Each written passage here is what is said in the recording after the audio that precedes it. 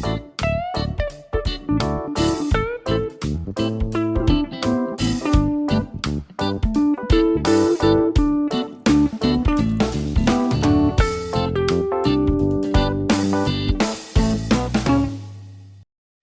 Everyone, very good morning. Welcome back to Bharati Kaur Kannada vlogs. ಇವತ್ತು ನಿಮಗೆ ಸಿಂಪಲಾಗಿ ಮಾಡೋ ಬ್ರೆಡ್ ಸ್ಯಾಂಡ್ವಿಚ್ನ ತೋರಿಸ್ಕೊಡ್ತಾ ಇದ್ದೀನಿ. ನನ್ನ ಹತ್ರ ಏನೇನು ವೆಜಿಟೇಬಲ್ಸ್ ಇತ್ತೋ ಅದೆಲ್ಲ ತೊಗೊಂಡಿದ್ದೀನಿ. ಆನಿಯನು, ಕ್ಯಾಪ್ಸಿಕಮ್ಮು, ಒಂದು ಟೊಮೆಟೊ. ನಿಮ್ಮ ಹತ್ರ ದೋಸೆಕಾಯಿ ಇದ್ದರೆ ಅದನ್ನು ಆ್ಯಡ್ ಮಾಡ್ಬೋದು, ಕ್ಯಾರೆಟ್ ಇದ್ದರೆ ಅದನ್ನು ಆ್ಯಡ್ ಮಾಡ್ಬೋದು, ಗ್ರೇಟ್ ಮಾಡಿಬಿಟ್ಟು. ಇವಾಗ ನೋಡಿ, ಆನಿಯನ್ನ ಚಿಕ್ಕ ಚಿಕ್ಕದಾಗಿ ಕಟ್ ಮಾಡ್ಕೊತಾ ಇದ್ದೀನಿ. ಅದ್ರ ಜೊತೆ ಟೊಮೆಟೊನು ಚಿಕ್ಕ ಚಿಕ್ಕದಾಗಿ ಕಟ್ ಮಾಡ್ಕೊತಾ ಇದ್ದೀನಿ. ಟೊಮೆಟೊದಲ್ಲಿ ರಸ ಇರುತ್ತೆ ಅಲ್ಲ, ಅದನ್ನು ತೆಗೆದುಬಿಡಬೇಕು, ಇಲ್ಲಾಂದರೆ ಸ್ಯಾಂಡ್ವಿಚ್ ಸಾಗಿಯಾಗಿ ಆಗಿಬಿಡುತ್ತೆ. ಅದಕ್ಕೆ ಅದು ತೆಗೆದುಬಿಟ್ಟು ಚೆನ್ನಾಗಿ ಚಿಕ್ಕ ಚಿಕ್ಕದಾಗಿ ಕಟ್ ಮಾಡ್ಕೊಂಡಿದ್ದೀನಿ. ಅದ್ರ ಜೊತೆ ಇವಾಗ ಕ್ಯಾಪ್ಸಿಕಮ್ನು ಅದೇ ಥರ ಚಿಕ್ಕ ಚಿಕ್ಕದಾಗಿ ಕಟ್ ಮಾಡ್ಕೊತಾ ಇದ್ದೀನಿ. ತರಕಾರಿ ಎಲ್ಲ ಚಿಕ್ಕ ಚಿಕ್ಕದಾಗಿ ಕಟ್ ಮಾಡ್ಕೊಂಡಿದ್ದೀನಿ. ಇವಾಗ ಇದರಲ್ಲಿ ಸ್ವಲ್ಪ ಮಟ್ಟಿಗೆ ಸಾಲ್ಟು ಮತ್ತು ಚಿಲ್ಲಿ ಫ್ಲೇಕ್ಸು, ಆರಿಗ್ಯಾನೋ ಈ ಮೂರನ್ನ ಆ್ಯಡ್ ಮಾಡಿಬಿಟ್ಟು ಚೆನ್ನಾಗಿ ಮಿಕ್ಸ್ ಮಾಡಬೇಕು. ಆಮೇಲೆ ಬಟರ್ ಬೇಕೇ ಬೇಕು. ಬಟರ್ ಜೊತೆ ಸ್ಯಾಂಡ್ವಿಚ್ ಮಾಡಿದ್ರೆ ಅಂತೂ ತುಂಬ ಚೆನ್ನಾಗಿರುತ್ತೆ. ಅದು ಅಲ್ದಿರ ಚೀಸು, ಇದೆರಡು ಕಾಂಬಿನೇಷನ್ ಇದ್ದರೆ ಏನೇ ವೆಜಿಟೇಬಲ್ಸ್ ಹಾಕಿ ಸ್ಯಾಂಡ್ವಿಚ್ ತುಂಬ ಸೂಪರಾಗಿ ಬರುತ್ತೆ, ಟೇಸ್ಟಿಯಾಗೂ ಇರುತ್ತೆ. ಮಕ್ಕಳು ತುಂಬ ಪ್ರೀತಿಯಿಂದ ತಿಂತಾರೆ, ವೇಸ್ಟ್ ಮಾಡಲ್ಲ. ಇವಾಗ ಬ್ರೆಡ್ನ ಬಟರ್ ಹಾಕ್ಬಿಟ್ಟು ಚೆನ್ನಾಗಿ ಟೋಸ್ಟ್ ಮಾಡ್ಕೊತಾ ಇದ್ದೀನಿ. ಎರಡೂ ಕಡೆ ಟೋಸ್ಟ್ ಮಾಡ್ಕೋಬೇಕು, ಆವಾಗ ಸ್ವಲ್ಪ ಕ್ರಿಸ್ಪಿಯಾಗಿ ಬರುತ್ತೆ ಸ್ಯಾಂಡ್ವಿಚು, ತಿನ್ನೋದಕ್ಕೂ ಚೆನ್ನಾಗಿರುತ್ತೆ. ಇಲ್ಲಾಂದರೆ ಸಾಫ್ಟ್ ಆಗಿಬಿಡುತ್ತೆ, ಚೆನ್ನಾಗಿರಲ್ಲ. ನೋಡಿ, ಎರಡೂ ಕಡೆ ಚೆನ್ನಾಗಿ ಟೋಸ್ಟ್ ಮಾಡಿದ್ಮೇಲೆ ಎಷ್ಟು ಬೇಕೋ ಅಷ್ಟು ಕ್ವಾಂಟಿಟಿ ನಾವು ಕಟ್ ಮಾಡಿರೋ ವೆಜಿಟೇಬಲ್ಸ್ದು ಸ್ಟಫಿಂಗ್ ಇದೆಯಲ್ಲ ಅದನ್ನು ಹಾಕ್ಬಿಟ್ಟು ಒಂದು ಚೀಸ್ ಸ್ಲೈಸು ಅದ್ರ ಮೇಲೆ ಇಡಬೇಕು. ಚೀಸ್ ಇಟ್ಟಾಯಿತು. ಅದ್ರ ಮೇಲೆ ಇವಾಗ ಟೋಸ್ಟ್ ಆಗಿರೋ ಬ್ರೆಡ್ಡನ್ನು ಕ್ಲೋಸ್ ಮಾಡಿಬಿಟ್ಟು ಎರಡೂ ಕಡೆ ಚೆನ್ನಾಗಿ ಬಟರ್ ಹಾಕ್ಬಿಟ್ಟು ಟೋಸ್ಟ್ ಮಾಡ್ಕೋಬೇಕು. ಕ್ವಾಂಟಿಟಿ ಆಫ್ ಬಟರು ನಿಮಗೆ ಎಷ್ಟಿಷ್ಟ ಆಗುತ್ತೋ ಅಷ್ಟು ಯೂಸ್ ಮಾಡ್ಕೋಬೋದು. ತುಂಬ ಕ್ವಾಂಟಿಟಿ ಹಾಕಿದ್ರೂ ಚೆನ್ನಾಗಿರಲ್ಲ. ಎಷ್ಟು ಬೇಕೋ ಅಷ್ಟು ಮಾತ್ರನೇ ಹಾಕ್ಬಿಟ್ಟು ಎರಡೂ ಕಡೆ ಚೆನ್ನಾಗಿ ಟೋಸ್ಟ್ ಮಾಡಿಕೊಂಡ್ರೆ ತುಂಬ ಚೆನ್ನಾಗಿರುತ್ತೆ. ನನ್ನ ಇಬ್ಬರು ಮಕ್ಳಿಗೂ ಈ ಸ್ಯಾಂಡ್ವಿಚ್ ಅಂದರೆ ತುಂಬ ಇಷ್ಟ, ತುಂಬ ಪ್ರೀತಿಯಿಂದ ತಿಂತಾರೆ. ಇವಾಗ ನೋಡಿ, ಗೋಲ್ಡನ್ ಬ್ರೌನ್ ಆಗಿ ಚೆನ್ನಾಗಿ ಟೋಸ್ಟ್ ಮಾಡ್ಕೊಂಡಿದ್ದೀನಿ. ಟಿಫಿನಲ್ಲಿನೂ ಚೆನ್ನಾಗಿ ಕಟ್ ಮಾಡಿಬಿಟ್ಟು ಇಟ್ಕೊಂಡಿದ್ದೀನಿ. ಎಷ್ಟು ಚೆನ್ನಾಗಿ ಚೀಸೂ ಮೆಲ್ಟ್ ಆಗಿದೆ. ನೀವು ಒಂದು ಸಲ ಟ್ರೈ ಮಾಡಿ ನೋಡಿ, ಕಾಮೆಂಟ್ ಮಾಡಿ ತಿಳಿಸಿ ಹೇಗೆ ಬಂದಿದೆ ಅಂತ ಹೇಳ್ಬಿಟ್ಟು. ಬಾಲ್ ಯಾಕೆ ಆಡ್ತಾ ಇದೆಯಾ, ಬಾ ಬೇಗ. ಹೆಂಗೆ ಮಾಡ್ತಾ ಇದ್ದಾನೆ ನೋಡಿ, ಬೆಳಗ್ಗೆ ಬೆಳಗ್ಗೆ ಬಾಲ್ ಆಡ್ತಾ ಇದ್ದಾನೆ. ಹಾಗೆ ಬಸ್ ಬೇಕು.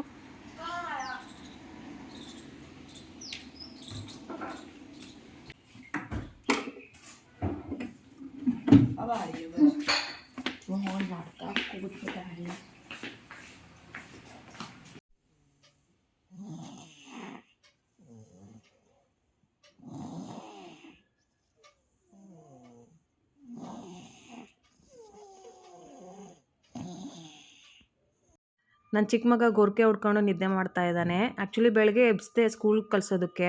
ಆವಾಗ ಸ್ವಲ್ಪ ಮೈ ಬಿಸಿ ಇತ್ತು, ಜ್ವರ ಥರ ಇತ್ತು ಇವನಿಗೆ, ಅಳ್ತಾನೂ ಇದ್ದ. ಅದಕ್ಕೆ ಅವನ್ನ ಕಳಿಸಿಲ್ಲ. ಸ್ಯಾಂಡ್ವಿಚ್ ಮಾಡಿಬಿಟ್ಟು ತಿನ್ನಿಸಿ ಮೆಡಿಸಿನ್ ಕೊಟ್ಟು ಮಲಗಿಸ್ಬಿಟ್ಟಿದ್ದೀನಿ. ಮತ್ತೆ ಸ್ವಲ್ಪ ಆರಾಮ ಮಾಡಿದ್ರೆ ಚೆನ್ನಾಗಿ ಆಗಿಬಿಡ್ತಾನೆ, ಅದಕ್ಕೆ ಮಲಗಿಸ್ಬಿಟ್ಟೆ. ಇವಾಗ ಯಜಮಾನ್ರು ಆಫೀಸ್ಗೆ ಹೋಗ್ತಾರೆ, ಸೊ ಅವ್ರಿಗೆ ರೋಟಿ ಮಾಡಿ ಕೊಡ್ತಾ ಇದ್ದೀನಿ. ನಿನ್ನೆ ಭಾನುವಾರ ಆದ್ದರಿಂದ ರಾತ್ರಿ ಡಿನ್ನರಲ್ಲಿ ಚಿಕನ್ ಸಾಂಬಾರು ಮಾಡಿದ್ದೆ, ಅದು ತುಂಬ ಮಿಕ್ಕೋಗಿದೆ. ಮಂಡೇ ಇವತ್ತು. ಒಬ್ಬೊಬ್ಬರು ಮಂಡೇ ನಾನ್ ವೆಜ್ ತಿನ್ನಲ್ಲ. ನಮ್ಮ ಯಜಮಾನ್ರು ಸಿಖ್ ಧರ್ಮದವರಾದ್ದರಿಂದ ತಿಂತಾರೆ, ಅದೇನೂ ಇಲ್ಲ.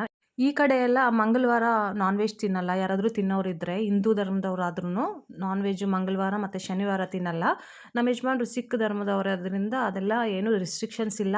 ಆದ್ರೂ ಅವರು ಇಲ್ಲಿ ಹುಟ್ಟಿ ಬೆಳೆದಿದ್ದಾರೆ ಮತ್ತು ಅಕ್ಕಪಕ್ಕದಲ್ಲಿ ಹಿಂದೂ ಅವರೆಲ್ಲ ಇದ್ದಾರೆ. ಆ ರಿಚುವಲ್ಸ್ನ, ಆ ಕಲ್ಚರ್ನ ಇವ್ರೂ ಫಾಲೋ ಮಾಡ್ತಾರೆ. ಮಂಗಳವಾರ ಮತ್ತು ಸ್ಯಾಟರ್ಡೆ ನಮ್ಮ ಯಜಮಾನ್ರು ನಾನ್ ವೆಜ್ ತಿನ್ನಲ್ಲ. ಮಿಕ್ಕಿದ ದಿವಸ ಎಲ್ಲ ಮಂಡೇ, ವೆಡ್ನೆಸ್ಡೇ, ಥರ್ಸ್ಡೇ, ಫ್ರೈಡೇ ಎಲ್ಲ ತಿಂತಾರೆ. ನಮ್ಮ ಸೌತ್ ಕಡೆ ಎಲ್ಲ ಸೋಮವಾರ, ಶುಕ್ರವಾರ, ಶನಿವಾರ, ಒಂದೊಂದು ಸಲ ಮಂಗಳವಾರನೂ ಒಬ್ಬೊಬ್ಬರು ತಿನ್ನಲ್ಲ, ಸ್ಟ್ರಿಕ್ಟಾಗಿರ್ತಾರೆ. ಬಟ್ ಇಲ್ಲಿ ನಾವು ಸೋಮವಾರ ತಿಂದುಬಿಡ್ತೀವಿ ನಾನ್ ವೆಜ್ನ. ಬೆಳಗ್ಗೆ ಬೆಳಗ್ಗೆ ಚಿಕನ್ ಸಾರು, ರೋಟಿ, ಚಪಾತಿ, ಚಿಕನ್ ಸಾರು. It's roti, not chapati. Super. वही अभी तो ये पक्का कभी दिखा दो, चल बोटी.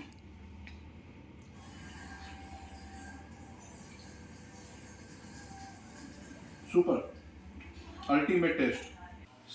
ಸೊ ಹೇಗಿದೆ ಗೈಸ್? ಓಕೆ, ಬರ್ತೀನಿ ಆಫೀಸ್ಲಿ. ಹೋಗ್ಬಿಟ್ಟು ಬರ್ತೀನಿ ಆಫೀಸ್ಗೆ. ಸೊ ಹೇ ಗೈಸ್, ಹೋಗ್ಬಿಟ್ಟು ಬರ್ತೀನಿ ಆಫೀಸ್ಗೆ. ಸೊ ಗೈಸ್, ಹೋಗ್ಬಿಟ್ಟು ಬರ್ತೀನಿ ಆಫೀಸ್ಗೆ. Okay, bye. Take care. ಈಗ ಮಲಾಯಿಯಿಂದ ಗೀ ತೆಗಿಯೋಣ ಅಂತ ಹೇಳ್ಬಿಟ್ಟು ಶುರು ಮಾಡಿದೆ. ಅಷ್ಟು ಬೇಗ ನನ್ನ ಚಿಕ್ಕ ಮಗ ಬಂದ್ಬಿಟ್ಟ. ಪಾರ್ಕ್ ಕಳಿಸಿದ್ದೆ ಅವನಿಗೆ ಸ್ನಾನ ಮಾಡಿಸ್ಬಿಟ್ಟು, ಸ್ವಲ್ಪ ಆಡ್ಕೊಂಡು ಬರ್ತಾನೆ ಅಂತ ಹೇಳ್ಬಿಟ್ಟು. ಬಟ್ ಅಲ್ಲಿ ಬಿದ್ದು ಬಟ್ಟೆ ಎಲ್ಲ ಗಲೀಜು ಮಾಡಿಕೊಂಡು, ಶೂ ಎಲ್ಲ ಗಲೀಜು ಮಾಡಿಕೊಂಡು ಅಳ್ಕೊಂಡು ಬಂದಿದ್ದಾನೆ. ನಾನು ಶುರು ಮಾಡೇ ಇಲ್ಲ, ಅಷ್ಟು ಬೇಗ ಬಂದುಬಿಟ್ಟು ತುಂಬ ಟೆನ್ಷನ್ ಕೊಡ್ತಾ ಇದ್ದ ನನಗೆ. ಬಾ ಬಟ್ಟೆ ಚೇಂಜ್ ಮಾಡು ಅಂತ ಹೇಳ್ಬಿಟ್ಟು. ನಾನು ಬಟ್ಟೆ ಚೇಂಜ್ ಮಾಡೋದು ಬೇಡ, ಮತ್ತೆ ಸ್ನಾನ ಮಾಡು, ಯಾಕಂದರೆ ಬೆಳಗ್ಗೆನೇ ಅವನಿಗೆ ಸ್ವಲ್ಪ ಮೈ ಹುಷಾರಿರಲಿಲ್ಲ. ನಾನು ಅದಕ್ಕೆ ಗೀಝರ್ ಆನ್ ಮಾಡಿಬಿಟ್ಟು ಅವನಿಗೆ ನೀರೆಲ್ಲ ಕೊಟ್ಬಿಟ್ಟು ಬಕೆಟಲ್ಲಿ. ಈಗ ಮತ್ತೆ ಕಿಚನಲ್ಲಿ ಬಂದಿದ್ದೀನಿ. ಗೀ ತೆಗಿಯೋಣ ಬೇಗ ಬೇಗ. ತುಂಬ ಈಸಿ ಮೆಥಡಲ್ಲಿ ನಾನು ಗೀ ತೆಗಿತೀನಿ ಮಲಾಯಿಯಿಂದ. ಒಬ್ಬೊಬ್ಬರು ಮಿಕ್ಸಿಗೆ ಹಾಕ್ಬಿಟ್ಟು ಬೆಣ್ಣೆ ತೆಗೆದ್ಬಿಟ್ಟು ಆಮೇಲೆ ಗೀನ ರೆಡಿ ಮಾಡ್ತಾರೆ. ಬಟ್ ನಾನು ಮಲಾಯಿನ ಡೈರೆಕ್ಟಾಗಿ ಪಾತ್ರೆಯಲ್ಲಿ ಹಾಕ್ಕೊಂಡು ಹೈ ಫ್ಲೇಮಲ್ಲಿ ಮಲಾಯಿನ ಕರಗಿಸ್ಬಿಟ್ಟು ಮತ್ತು ಸ್ಲೋ ಟು ಮೀಡಿಯಮ್ ಫ್ಲೇಮಲ್ಲಿ 40 ನಿಮಿಷದವರೆಗೂ ಕುಕ್ ಮಾಡ್ಕೋಬೇಕು. ಏನಾದರೂ ಹೈ ಫ್ಲೇಮಲ್ಲಿ ಇಟ್ಬಿಟ್ಟು ನೀವು ಅಲ್ಲಿ ಇಲ್ಲಿ ಹೋಗ್ಬಿಟ್ರೆ ಆ ಗೀ ಎಲ್ಲ ಆಚೆ ಬಂದುಬಿಡುತ್ತೆ. ಅದಕ್ಕೆ ಸ್ವಲ್ಪ ಲೋ ಟು ಮೀಡಿಯಮ್ ಫ್ಲೇಮ್ ಇದ್ರೇ ಚೆಂದ. ಎಲ್ಲನೂ ಆರಾಮಾಗಿ ಅದೂ ಕುಕ್ ಆಗ್ತಾ ಇರುತ್ತೆ, ನೀವು ಬೇರೆ ಕೆಲಸ ಎಲ್ಲನೂ ಮಾಡ್ಕೋಬೋದು. ಇಲ್ಲಾಂದರೆ ನೀವು ಅಲ್ಲೇ ನಿಂತ್ಕೊಂಡು ತಿರ್ಗಿಸ್ಕೊಂಡಿರಬೇಕು, ಕೈಯೂ ನೋವಾಗ್ಬಿಡುತ್ತೆ. ಬೇರೆ ಎಲ್ಲ ಕೆಲಸ ಮಾಡಿಕೊಂಡೇ ಒಂದು 5 ನಿಮಿಷಕ್ಕೆ ಹೋಗ್ಬಿಟ್ಟು ಅದನ್ನು ಸ್ವಲ್ಪ ಮಿಕ್ಸ್ ಮಾಡ್ತಾ ಇರಬೇಕು. ಇಲ್ಲಾಂದರೆ ಕೆಳಗಡೆ ಅಂಟ್ಕೊಂಡ್ಬಿಡುತ್ತೆ. ಅಂಟ್ಕೊಂಡ್ಬಿಟ್ರೆ ಅದು ಗೀಯಲ್ಲಿ ಸ್ಮೆಲ್ ಬಂದುಬಿಡುತ್ತೆ. ಅದಕ್ಕೆ ಅದು ಆಗದಿರ ನೋಡ್ಕೋಬೇಕು ಅಷ್ಟೇ. ಏನಾದರೂ ಬೇಕಾದರೆ ನೀವು ಅಲ್ಲೇ ನಿಂತ್ಕೊಂಡು ಹೈ ಫ್ಲೇಮಲ್ಲಿನೇ ಫಟಾಫಟ್ ಮಾಡ್ಕೋಬೋದು. ಬಟ್ ಅದು ತುಂಬ ಕೈ ನೋವಾಗುತ್ತೆ.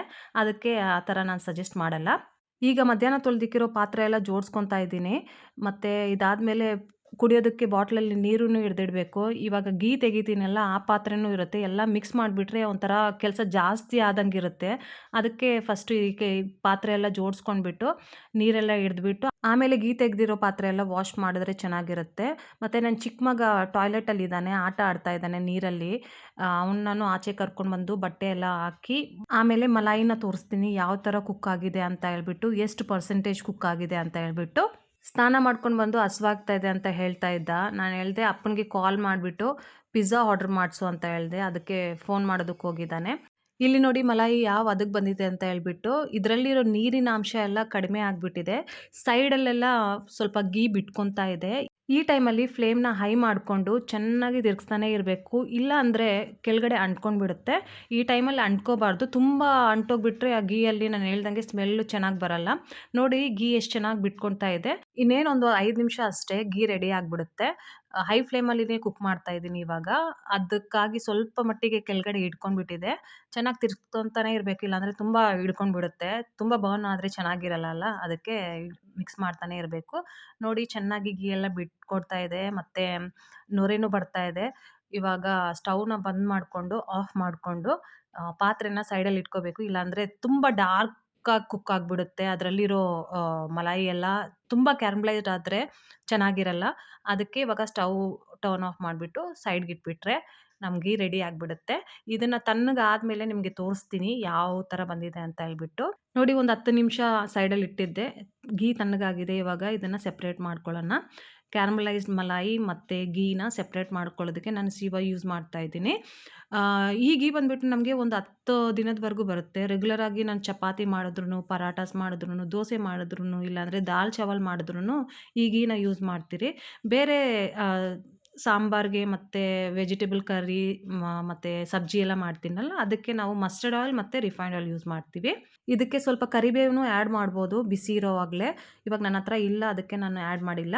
ನಮ್ಮದು ಗೀ ಇವಾಗ ರೆಡಿ ಆಗಿಬಿಟ್ಟಿದೆ ನೋಡಿ. ಈ ಥರ ಪ್ರೊಸೀಜರಲ್ಲಿ ಗೀ ತೆಗೆದ್ರೆ ತುಂಬ ಪಾತ್ರೆನೂ ಗಲೀಜಾಗಲ್ಲ. ಒಂದು 3-4 ಪಾತ್ರೆನೇ ಗಲೀಜಾಗೋದು. ನಾನು ಬೇಗ ಎಲ್ಲನೂ ಬಿಸಿ ನೀರಲ್ಲಿ ತೊಳೆದು ಇಟ್ಬಿಟ್ಟಿದ್ದೀನಿ. ಒಂದು ಮಾತ್ರ ಹಂಗೆ ಇಟ್ಬಿಟ್ಟಿದ್ದೀನಿ. ಅದ್ರ ಮೇಲೆ ಇರೋ ಗೀ ಎಲ್ಲ ಕ್ಲೀನ್ ಮಾಡಿಬಿಟ್ಟು ಕೆಳಗಡೆ ಹಿಡಿದಿದೆ ಅಲ್ಲ, ಅದನ್ನು ಮಾತ್ರ ಸ್ವಲ್ಪ ನೀರು ಹಾಕ್ಬಿಟ್ಟು ಇಟ್ಬಿಟ್ಟಿದ್ದೀನಿ. ಈ ಕೆಲಸ ಎಲ್ಲ ಮಾಡಿ ಮುಗಿಸಿ ಆರಾಮಾಗಿ ಕೂತ್ಕೊಂಡು ಇವಾಗ ಪಿಜ್ಜಾ ಪಾರ್ಟಿ ಮಾಡ್ತಾ ಇದ್ದೀವಿ. ನಮ್ಮ ಮಗ ಕಾಲ್ ಮಾಡಿ ಹೇಳಿದ್ದ ಯಜಮಾನ್ರಿಗೆ ಪಿಜ್ಜಾ ಆರ್ಡ್ರ್ ಮಾಡು ಅಂತ ಹೇಳ್ಬಿಟ್ಟು. ಅವರು ಮಾಡಿಬಿಟ್ಟಿದ್ರು. ಅವರು ಆಫೀಸ್ ಮೇಲೆ ಬಂದಾದಮೇಲೆ ಸಡನ್ನಾಗಿ ಬಂದುಬಿಡ್ತು ಪಿಜ್ಜಾನು ಟೈಮ್ಗೆ. ಎಲ್ಲರೂ ಕೂತ್ಕೊಂಡು ಇವಾಗ ಡಿನ್ನರ್ ಎಂಜಾಯ್ ಮಾಡ್ತಾ ಇದ್ದೀವಿ. ಈ ವ್ಲಾಗ್ನ ಇವಾಗ ಇಲ್ಲೇ ಎಂಡ್ ಮಾಡ್ತಾ ಇದ್ದೀನಿ. ನಿಮಗೆ ಏನಾದರೂ ಈ ವ್ಲಾಗ್ ಇಷ್ಟ ಆದರೆ, ನಾನು ತೋರಿಸಿರೋ ರೆಸಿಪೀಸ್ ಇಷ್ಟ ಆದರೆ ಪ್ಲೀಸ್ ಲೈಕ್ ಮಾಡಿ. ನಮ್ಮ ಚಾನಲನ್ನು ಇನ್ನೂ ಸಬ್ಸ್ಕ್ರೈಬ್ ಮಾಡಿಲ್ಲ ಅಂತ ಹೇಳಿದ್ರೆ ಪ್ಲೀಸ್ ಸಬ್ಸ್ಕ್ರೈಬ್ ಮಾಡಿ ಅಂತ ಕೇಳ್ಕೊಳ್ತಾ ಈ ವ್ಲಾಗ್ನ ಇಲ್ಲೇ ಎಂಡ್ ಮಾಡ್ತೀನಿ. ಮತ್ತೆ ಸಿಗೋಣ ನಾಳೆ ಬೇರೆ ವ್ಲಾಗ್ನಲ್ಲಿ. ಅಲ್ಲಿವರೆಗೂ please do take care of yourself. Thank you so much for watching.